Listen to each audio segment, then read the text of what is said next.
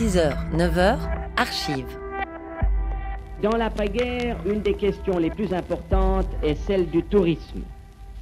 C'est pourquoi on fait grand bruit actuellement sur la création d'autostrades. Il est question d'une grande croix fédérale qui, en 2 routes automobiles, couperait la Suisse en 4 quartiers, l'une menant de Bâle à Chiasso, l'autre de Constance à Genève.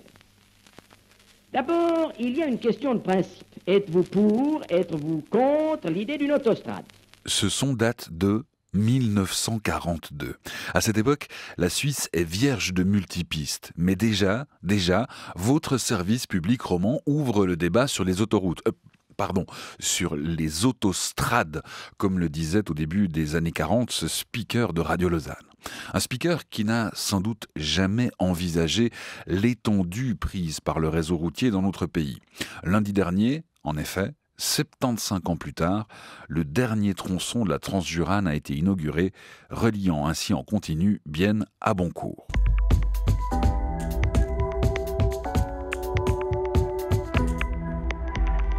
Mais il faudra attendre les années 50 et leur prospérité pour entrer dans le vif du sujet. Le parc automobile explose et il faut qu'elle puisse circuler. 1955, le premier tronçon routier sans intersection est inauguré à Lucerne. 1958, à une écrasante majorité, les Suisses approuvent la construction d'un réseau de routes nationales. 1959, le conseiller fédéral Philippe Etter donne le premier coup de pioche de la première autoroute de Suisse, celle qui relie Lausanne à Genève. Vous avez bien voulu inviter le chef du département fédéral de l'Intérieur à donner, dans un sol encore vierge, le premier coup de pioche qui doit marquer la mise en chantier de l'autoroute Lausanne-Genève. Un événement qui dépasse le cadre cantonal et intéresse la Confédération elle-même. Mon coup de pioche marque le commencement d'une ère toute nouvelle dans l'histoire des routes suisses.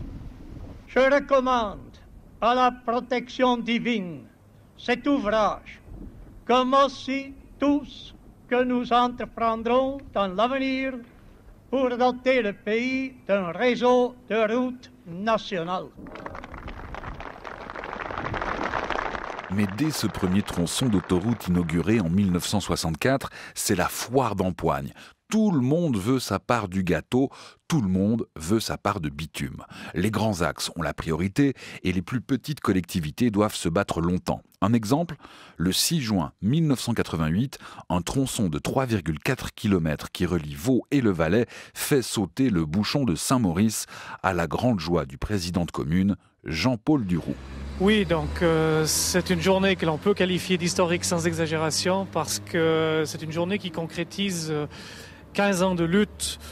Si l'on part de 1968, date à laquelle la commune de Saint-Maurice a remis en question le tracé qui avait été approuvé dans les années 64-66 et qui ne correspondait pas du tout finalement aux objectifs à atteindre, en ce sens que les premiers tronçons d'autoroute avaient été ouverts et que Saint-Maurice ne voulait pas être un second Morges.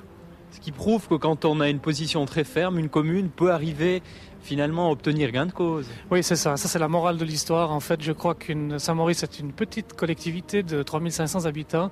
Grâce à sa ténacité, à l'aide, bien sûr, du gouvernement valaisan et du Grand Conseil et de la population de Saint-Maurice, nous sommes arrivés finalement à faire plier le gros, si j'ose dire, qui était la Confédération. C'est vrai que sans lobby, sans pression politique, sans intervention à Berne, le réseau autoroutier suisse n'aurait sans doute pas le même visage qu'aujourd'hui.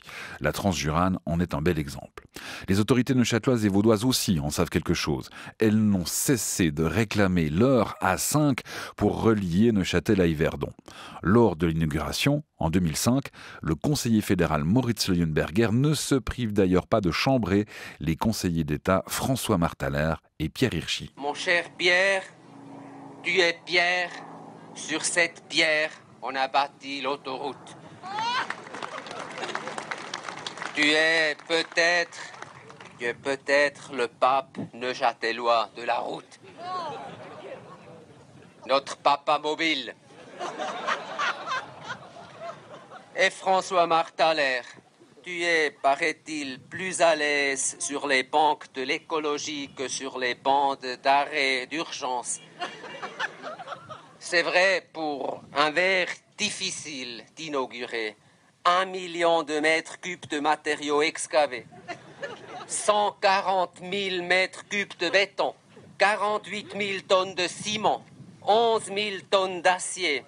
200 000 mètres carrés de revêtement. Mais j'ai pitié avec toi. Je m'arrête. Et pourtant, je ne parlais là que de ce qui a été fait pour la partie vaudoise du tronçon. Si vous voulez en savoir davantage sur l'histoire de nos autoroutes, n'hésitez pas à vous balader sur le site rts.ch/archives. Aucune limitation de vitesse.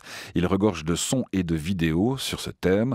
Un patrimoine du service public précieux où l'équipe des archives a pioché les quelques exemples que vous venez d'entendre. 6h-9h le samedi, Antoine Drou.